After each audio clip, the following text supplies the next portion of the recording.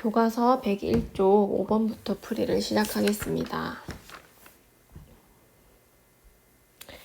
5번 보면 확률 변수 x의 확률 질량 함수가 이렇게 주어져 있을 때 상수 a의 값과 확률 변수 x의 평균, 표준 편차를 구하는 문제이죠. 그래서 우선 이렇게 x, b, x는 x, 개 1. 이 표를 확률 분포표라고 하는데 이렇게 확률 질량 함수가 주어졌을 때에는 x가 취할 수 있는 값이 1, 2, 3이기 때문에 이렇게 표를 작성할 수가 있습니다. x가 1일 때에는 이 식에다 1을 대입하면 된다는 뜻이죠.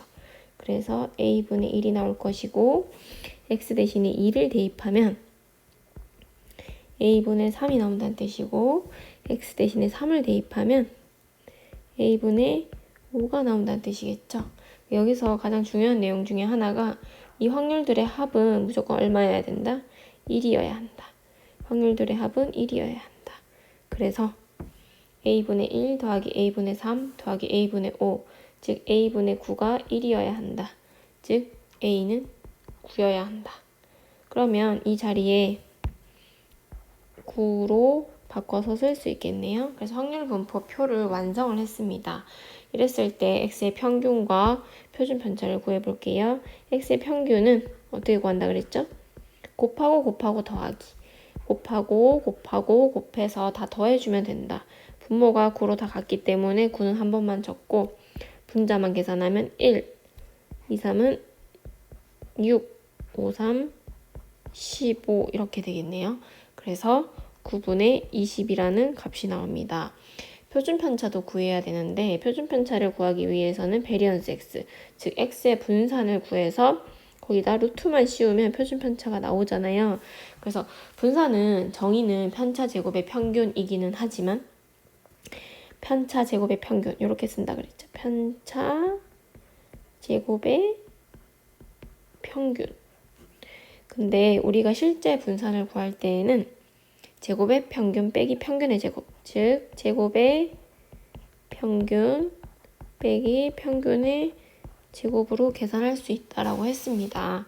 그래서 요거는 이쪽으로 와서 좀 보면 제곱의 평균이라고 하는 것은 x가 아닌 x제곱의 평균이기 때문에 x제곱을 구해보면 이렇게 됩니다.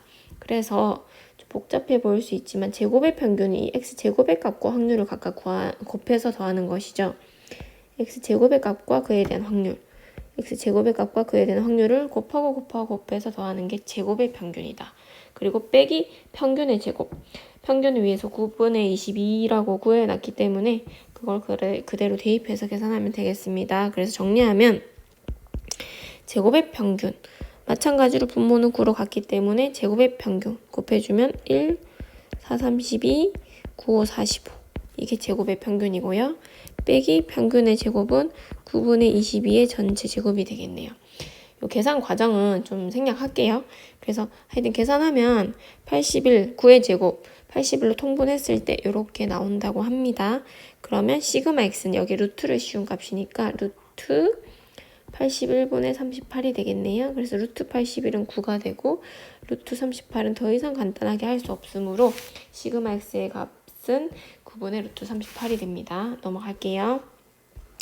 6번 문제. 서랍 안에 있는 건전지 4개 중에서 수명이 다한 건전지는 1개만 있다고 한다. 수명이 다한 건전지를 찾기 위해 한 번에 1개씩 차례로 건전지를 점검할 때 점검 횟수의 평균과 분산을 구하시오.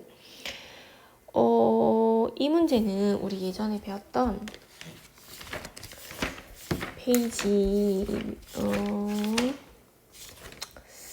기억이 날지 모르겠는데 페이지 78쪽에 예제 1번과 비슷한 문제라고 볼 수 있습니다. 78쪽 예제 1번 보면 그때는 건전지가 아니라 5개의 열쇠 중에서 사물함에 맞는 열쇠는 1개만 있다라고 했었거든요. 그래서 그 1개를 찾기 위해 그 열쇠를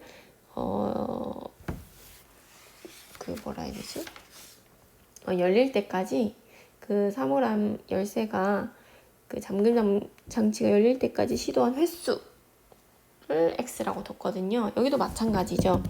건전지 4개 중에 수명이 다한 건전지 1개밖에 없는데 그 수명이 다한 건전지를 찾기 위해 그 점검한 횟수의 평균과 분산을 구하라고 했으므로 이 점검 횟수를 확률 변수 x로 두면 되기 때문에 앞에 그 열쇠 문제와 사실은 같은 문제라고 볼 수 있습니다.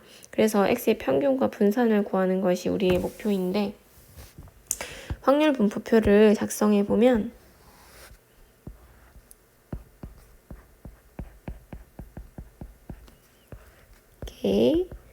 이렇게 적어놓고 작성해 보면 건전지가 총 4개이기 때문에 점검 횟수는 최소 1번 이상에서 최대 4번까지 가능하겠죠.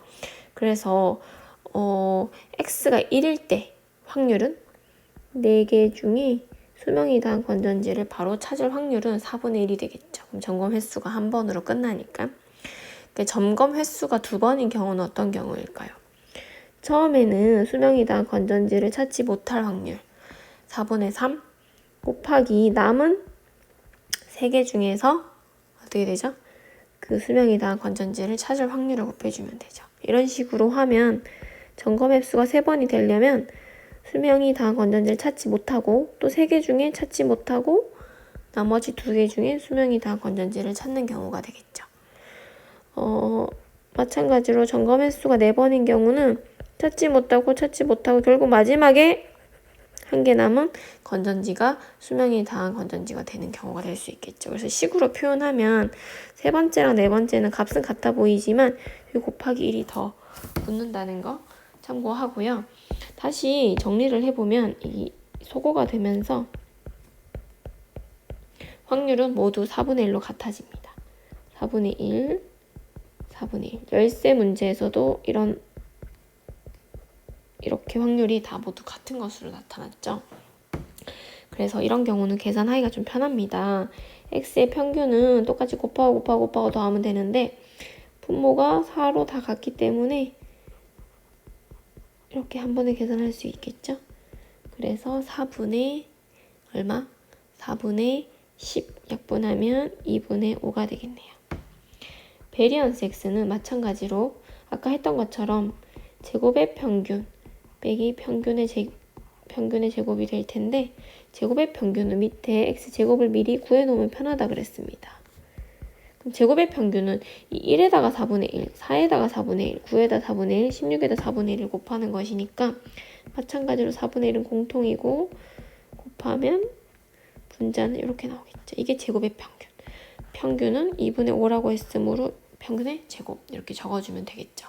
계산은 생략을 하고 간단하게 하면 4분의 5가 나옵니다. 그래서 분산은 4분의 5이다 이렇게 구할 수 있어요. 그리고 추가로 이렇게 확률이 같은 특수한 경우에는 확률 변수 1, 2, 3, 4 간격이 일정하기 때문에 딱 중앙에 오는 값 2.5, 즉 2분의 5가 평균이 될 수밖에 없다는 사실을 사실은 계산해 보지 않고도 미리 우리가 예상할 수 있습니다. 이건 참고로 하고요.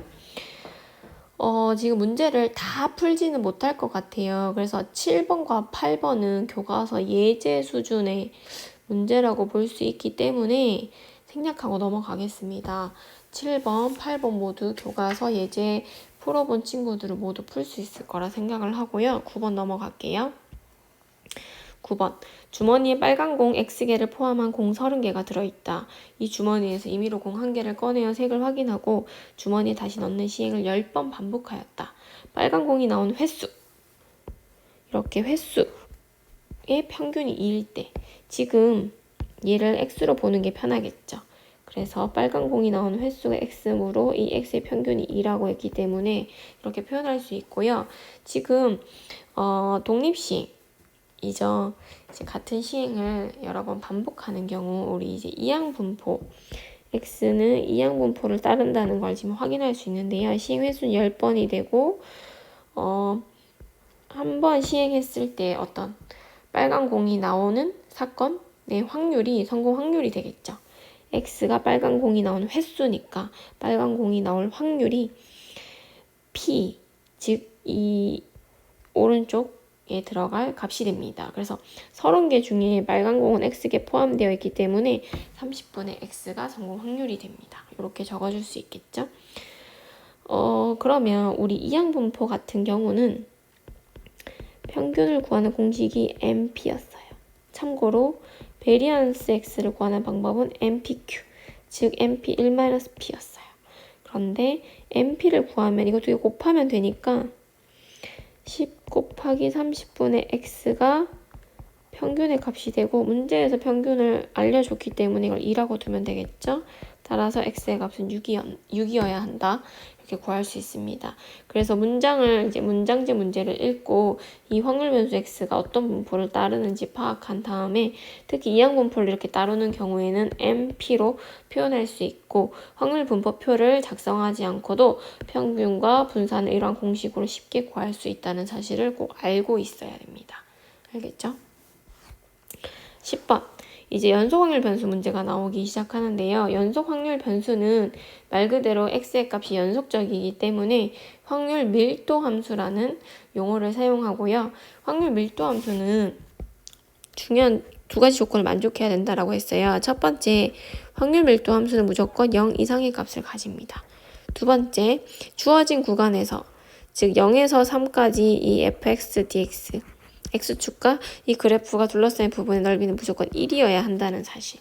절대 잊으면 안 되겠죠? 지금 정적분은 뭐 굳이 계산하는 것은 강조하지 않지만 넓이, 그러니까 x축과 이 그래프가 어떻게 생겼는지 모르겠지만 이 그래프가 x축과 이 범위 안에서 둘러싸인 부분의 넓이가 무조건 1이어야 된다는 사실을 기억하면 됩니다. 자, 그런데 이건 딱 봐도 우리 직선으로 이루어져 있기 때문에 우리가 삼각형이나 사다리꼴의 넓이만 구할 수 있다면 충분히 계산할 수 있는 문제예요. 넓이가 곧 확률이기 때문이죠. 그런데 우리 절대값 함수. 기본적으로 fx는 왜 이러지? 기본적으로 fx는 절대값 x다. 그렇다면 그래프의 모양이 v 이런 모양이었죠. 그런데 지금 절대값 x가 아니라 절대값 x 빼기 1, 1이기 때문에 k라는 상수가 있어서 기울기는 좀 달라질 수 있지만 이렇게 얼마를 기준으로 x가 1일 때의 값을 기준으로 대칭을 이루는 이러한 식이 나올 수밖에 없어요. 그래서 개형을 알고 있으면 편하겠죠? 0부터 3까지니까 대략 여기가 3이라고 친다면 0부터 3까지 이 그래프와 x축이 둘러싸인 전체 이 부분의 넓이는 얼마여야 된다? 붉은색 부분의 넓이는 1이어야 한다는 사실 알고 있어야 되고 내가 구하고자 하는 확률은 2 이하일 때의 넓이라고 생각하면 되겠죠. 이 일부분의 넓이를 말한다. 그래서 우선 넓이가 전체 넓이가 1이라는 사실을 이용해서 k 값을 찾아야 우리가 이 파란색 부분의 넓이를 구할 수 있겠습니다. 그러면 어떻게 해야 될까? 어차피 이 넓이는 삼각형 두 개의 합으로 볼 수 있기 때문에 우리 여기를 먼저 구해볼까요? 여기는 얼마죠? x가 0일 때의 y 값이니까 x에 0을 대입하면 k가 나옵니다. 3일 때는요. 대입해보면 2k라는 값이 나와요. 즉, 이 길이가 2k라는 뜻이죠. 여기 길이는 k가 되겠네요. 그러면 우선 왼쪽에 있는 삼각형의 넓이는 밑변 곱하기 높이 곱하기 2분의 1. 오른쪽에 있는 삼각형의 넓이는 여기가 얼마? 2. 밑변 곱하기 높이 곱하기 2분의 1 되겠네요. 그래서 2분의 k 더하기 2k. 즉 2분의 5k인데 이 전체 넓이는 1이어야 하니까 k의 값은 5분의 2가 되겠네요. 즉 확률 밀도 함수의 k 값을 구했기 때문에 사실 내가 구하고자 하는 확률은 이 부분에 해당하는 넓이이므로 다시 파란색 부분의 넓이를 구해볼게요. 그런데 이 그래프의 특성이 지금 x는 1을 기준으로 이제 완전히 데칼코마니입니다. 그래서 0부터 1까지나 1부터 2까지 이 부분의 넓이가 사실 같다는 것을 확인할 수 있거든요. 그래서 이 하나의 넓이를 구한 다음에 곱하기 2를 해줘도 충분합니다. 그래서 여기 왼쪽에 있는 이 하나의 넓이를 먼저 구해보면 내가 구하고자 하는 확률은 넓이기 때문에 밑변 1 곱하기 높이 k인데 k가 얼마라 그랬죠? 5분의 2 곱하기 2분의 1인데 이런 게 두 개 있으니까 계산을 하면 최종 답은 5분의 2가 되겠네요. 이렇게 계산할 수 있습니다. 자, 11번. 확률 변수 x가 정규 분포를 따르고 이러한 식을 만족할 때 상수 m의 값을 구하시오. 자, 이제 정규 분포 문제가 나오기 시작하는데요. x축, 세로축은 보통 생략한다라고 했죠. 그래서 정규 분포 곡선은 종 모양의 곡선으로 이렇게 생겼고요. 이 중앙에 해당하는 값이 무조건 평균이다. 기본적으로 이런 그림이에요. 근데 x가 48 이상일 때와 x가 52 이하일 때의 확률이 같다. 즉 정규 분포 곡선에서 x축과 넓이를 이제 확률로 생각했을 때 48 이상인 부분의 넓이와 52 이하인 부분의 넓이가 같다는 뜻이죠. 그러면 이 m을 기준으로 48과 52의 위치가 정확하지 않은 상태에서 48, 52가 여기에 있다라고 칩시다.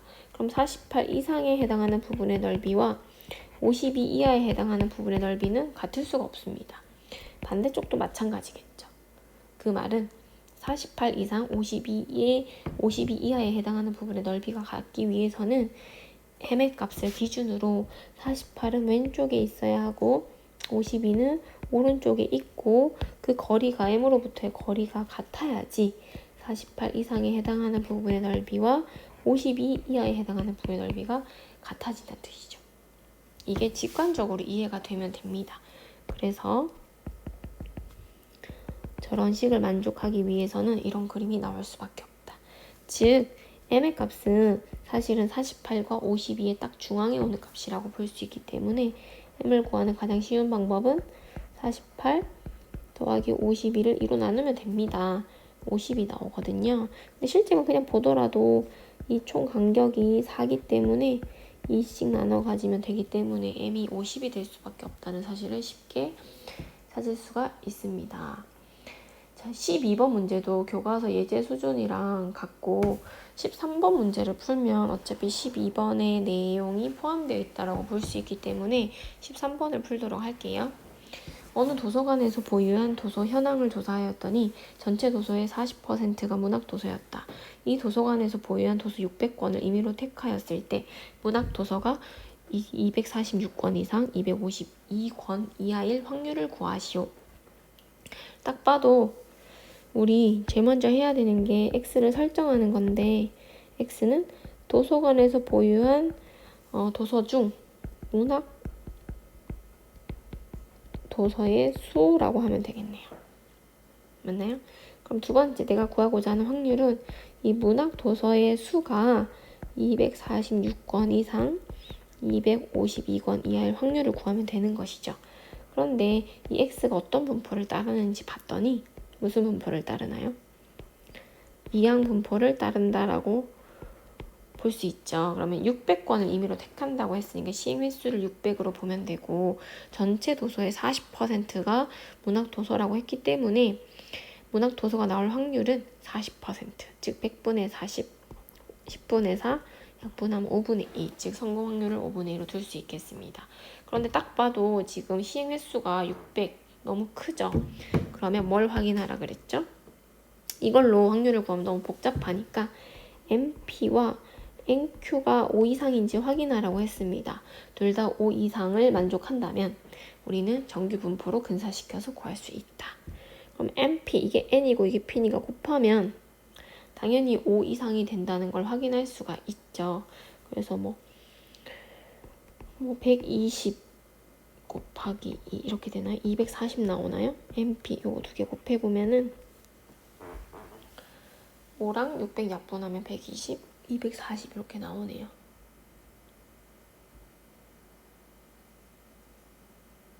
그쵸? 그리고 NQ는 600 곱하기 얼마가 되나요? Q니까. P가 아닌 Q, 5분의 3.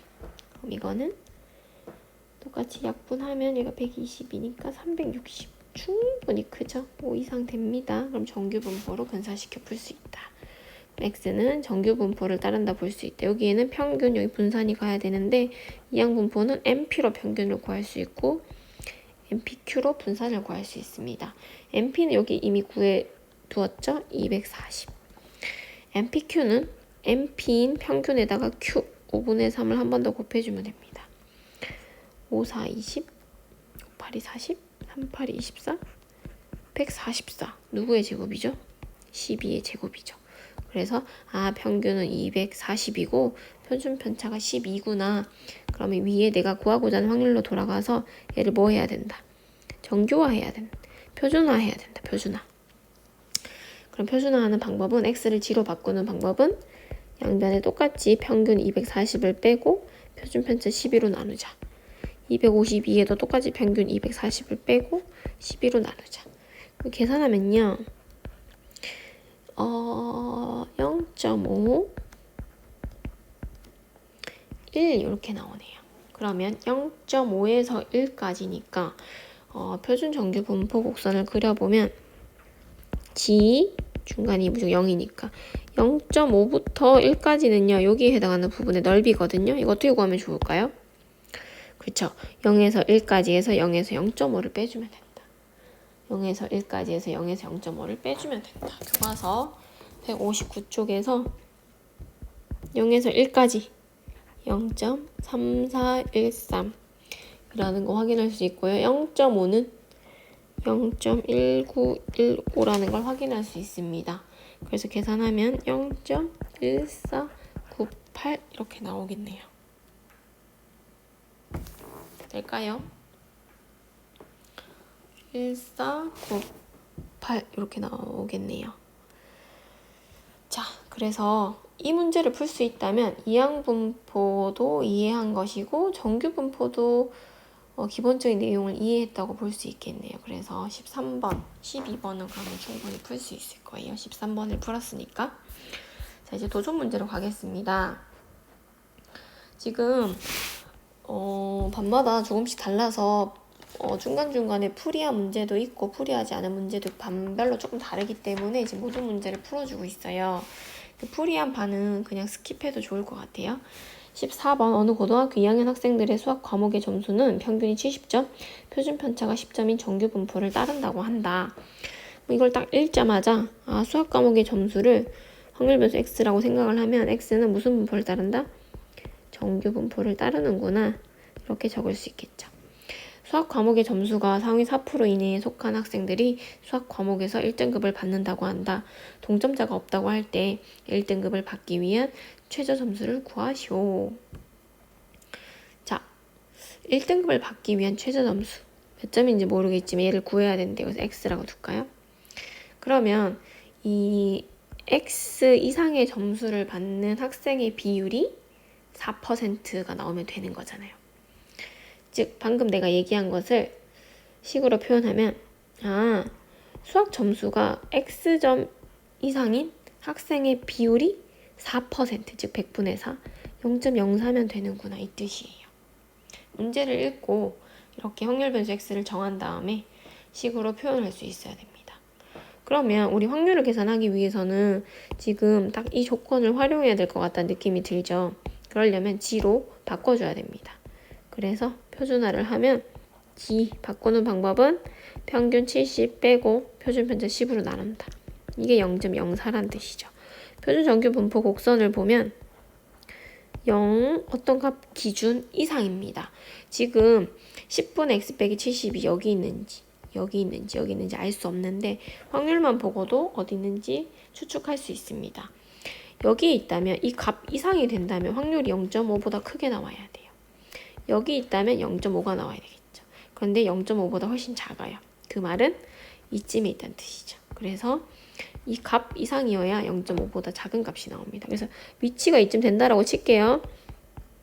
이렇게 된다. 그러니까 요 값이 x 빼기 70 나누기 10이란 뜻이에요. 됐나요? 그리고 상식적으로 생각해 보더라도 1등급을 받기 위한 최저 점수는 당연히 평균보다 높겠죠. 그러니까 70보다 크겠죠. 그럼 당연히 값은 0보다 크게 나올 수밖에 없기 때문에 여기 0보다 오른쪽에 위치한다고 볼 수 있습니다. 그러면 이 확률은 어떻게 나온 것이냐? 0.5에서 0에서 여기까지 해당하는 값을 빼준 거죠. 다시 쓰면은 0.5에서 0부터 10분의 x 빼기 70 빼준 게 0.04. 즉 0부터 10분의 x 빼기 70. 요 해당하는 확률이 0.46이 나온다는 뜻이죠. 근데 문제에서 뭐라 그랬습니까? 확률이 0.46으로 계산하는 경우 이 지혜값이 범위가 0부터 1.75다. 0부터 1.75다. 즉 이거의 값이 1.75라는 뜻이죠. 그래서 10분의 x 빼기 70을 1.75라고 둘 수 있습니다. 양변에 10을 곱하고 70을 더해주면 답이 나올 텐데요. 따라서 x는 87.5가 됩니다. 최종답은 87.5점이 되겠네요. 이런 문제 잘 풀 수 있어야 됩니다. 알겠죠? 그 다음 15번 확률 변수 x가 정규 분포를 따를 때 지난번에도 얘기했지만 이렇게 두는 것보다 5의 제곱으로 바꾸는 게 좋고 함수 fx 이런 문제가 좋은 문제예요. 새로운 함수를 정의했습니다. 사실 이게 되게 중요한 함수거든요. 분포 함수라고도 부르는데 교과서에서는 이렇게 정의를 새롭게 해주죠. x값 이하에 해당하는 확률을 fx라고 이렇게 간단하게 표현합니다. 그러면 fx 플러스 20 빼기 fx의 최대값을 구하시오. 이렇게 보면 무슨 말인지 잘 모르니까 이걸 정의대로 해석을 해볼게요. x 플러스 20 이하일 때의 확률에다가 x 이하의 확률을 빼라. 그림으로 보면 정규 분포 곡선에서 평균이 50이니까 여기 50이겠죠. 그러면 x 플러스 20에서 x를 빼라. x 플러스 20이 만약 여기 있고 x가 여기 있다면 여기 이하에 해당하는 넓이에서 x 이하에 해당하는 넓이 빼라. 그럼 어디만 남습니까? x부터 x 플러스 20까지 넓이만 남겠죠. 무슨 말인지 알겠어요? 예를 들어서 여기에 x가 있고 여기 x 플러스 20이 있다라고 치는 거예요. 그러면 x 플러스 20 이하에 해당하는 넓이는 이거예요. 그런데 x 이하에 해당하는 넓이는 이거예요. 그럼 빨간색에서 파란색 빼란 뜻이잖아. 그럼 남는 부분은 이 부분이라고. 이 부분은 x 이상 x 플러스 이하에 해당하는 부분의 넓이라고요. 이해됐나요? 그래서 이거의 위치는 꼭 여기는 아닐 수 있겠죠. 어찌됐건 다시 바꾸면 이건 결국 x부터 x 플러스 20에 해당하는 부분의 넓이구나. 얘들아, 이 등호는 신경 쓸 필요가 없어요. 넣든 빼든 확률은 같아요. 그쵸? 그래서 여기 등호가 중복이 된다고 해서 신경 쓸 거 없습니다. 이렇게 적어줄 수 있습니다. 그러면 이거의 최대값을 구하라는 뜻이죠. 다시 정규분포 곡선을 새롭게 하나 그려볼게요. 얘들아, x부터 x 플러스 20까지 이 부분에서 넓이의 최대값을 찾는 거랑 똑같아요. 어떻게 x랑 x 플러스 20이 자리를 잡으면 넓이가 최대가 될까요? 이렇게 하면 최대가 될까요? 아니면 이렇게 하면 최대가 될까요? 얘를 포함하고 이렇게 넣으면 최대가 될까요? 그렇죠. 여기가 가장 높고 여기에 해당하는 비율이 가장 커서 평균을 중심으로 x와 x 플러스 20이 대칭을 이루고 있다면 넓이는 가장 클 수밖에 없습니다. 이것도 사실 직관적인 거죠. 이런 모양이면 넓이가 최대가 될 수밖에 없어요. 여기서 조금이라도 왼쪽이나 오른쪽으로 간다면 넓이가 더 작아진다는 뜻이죠. 그럼 아까랑 11번 문제 풀 때랑 비슷한 아이디어로 푸는 문제로 바뀌었죠. 그래서 11번이랑 15번이 사실 연결되어 있어요. 그래서 결국 50이라는 값은 이 두 값의 중앙에 오는 값이다. 어떻게 구한다 그랬죠? 50이라는 값은 x와 x 더하기 20을 해서 2로 나눈 값이다. 이 뜻이에요. 그러면 양변에 2를 곱하고 2x 더하기 20. 즉 2x는 80이어야 되니까 x가 40이라는 사실을 알 수가 있습니다. 그럼 다시 돌아가서 x가 40이라는 뜻이니까 이 확률은 40 이상 60 이하일 때 확률을 구하면 된다는 뜻이네요. 그럼 우리 똑같이 뭐 알 수 있나요? 얘를 표준화.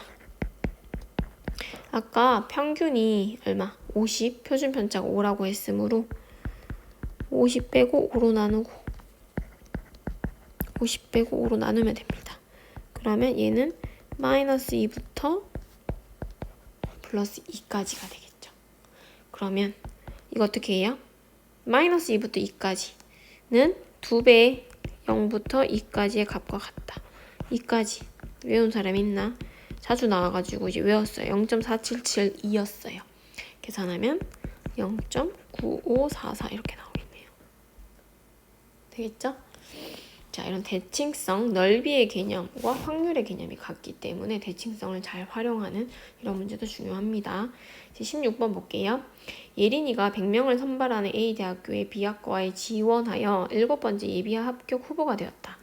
이 학과의 합격자가 등록을 하지 않을 확률이 0.1이라고 할 때 예린이가 이 학과에 합격할 확률을 구하시오. 단 예비 합격 후보들은 추가 합격의 기회가 주어질 경우 모두 등록한다 라고 되어 있습니다. 이런 문제 풀 때 가장 중요한 게 뭐라 그랬어요? x를 설정하는 것이다. x를 설정하고 이 x가 어떤 분포를 이루는지 알아야지 문제를 풀 수 있다. x는 결국 뭐예요? 얘가 예비 합격 후보가 7번이란 뜻이잖아요. 7번. 그러면 합격자 중에서 등록을 하지 않은 학생 수가 몇 명이어야? 최소 7명이어야 그 학생이, 예린이라는 학생이 합격할 수 있다는 뜻이죠. 그래서 지금 중요한 건 등록하지 않는 학생 수, 합격자 중에서 등록하지 않은 학생 수를 x라고 둬야 된다는 거죠. 맞나요? 그럼 내가 구하고자 하는 확률은 이런 등록하지 않은 학생 수가 최소 몇 명이어야 된다? 최소 7명이어야 한다. 그래야지 예린이가 합격할 수 있다. 예비 합격 7번이기 때문에. 맞나요? 그러면 이걸 그냥 구하면 되는 것이죠. 그런데 이 x가 어떤 분포를 이루는지 봅시다. 몇 명을 선발하죠? 100명을 선발합니다. 100명의 합격자가 있겠죠. 그 중에 등록을 하지 않은 학생 수, 그러니까 CMS 수가 100이 되고요. 등록을 하지 않을 확률이 성공 확률이 되겠죠. 문제에서 0.1이라고 알려줬어요. 그런데 요 NP의 값이 충분히 크면은 정규 분포를 풀 수 있다 했어요. 근데 충분히 크다는 것의 기준은 NP의 값이 5 이상이고 NQ의 값도 5 이상이면 된다. 맞나요? 그래서 둘 다 5 이상이 되므로 충분히 크다. 그러면 얘를 정규 분포로 바꾼다. 정규 분포로 근사시키는데 여기 MP, 여기는 MPQ가 오면 된다. MP는 10이고요. MPQ는 9가 되나요? 그래서 3의 제곱으로 쓸 수 있습니다. 여기는 MP, 여기는 MPQ로 계산하면 되겠죠. 그래서 내가 구하고자 하는 확률은 표준화하면 G로 바뀌고 평균 10을 빼고 표준 편차 3으로 나눠주면 되죠. 그래서 마이너스 1 이상이 됩니다. 마이너스 1 이상. 그림을 그려보면 마이너스 1 이상은 0이 여기 있으므로 이쯤에 마이너스 1이 있다 치고 마이너스 1 이상 확률이 0.5 포함 0에서 1까지와 같겠죠. 그러면 0.5 더하기 0부터 1까지. 그러면 이것도 많이 나오는 값이죠. 0.3413 더하면 0.8413이 최종 답이 되겠네요. 그래서 합격할 확률이 84.13%라는 뜻이기도 하죠. 곱하기 100을 해주면 퍼센트로 바꾸면. 그래서 이런 이제 도전 문제 중에서 지금 중요한 문제가 많습니다. 사실 이 통계 부분이 문제가 많이 어렵지 않아요. 앞에 내용에 비해서 우리 경우의 수나 확률 부분에 비해서 13번까지는 앞에 예제 유제만 충분히 풀 수 있어도 대부분 풀 수 있는 문제였고요. 도전 문제들 위주로 연습을 많이 해야 될 것 같아요. 알겠죠? 자, 우선 풀이 영상은 여기서 마치도록 하겠습니다.